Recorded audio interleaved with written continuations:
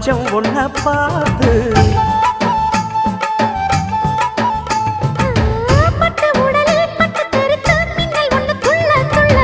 வெக்கம் துடிக்க விளக்கணைக்க ஜன்னல் கண்ணை மூடிக்கொள்ள 10 நாள் கழிச்சு தாண்டி கதவை திறக்கணும்.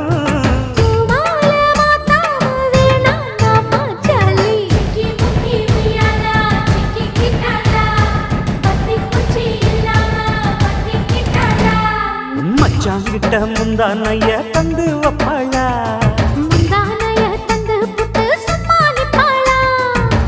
பல நாள் பசி இருக்கு விருந்து வப்பாளா.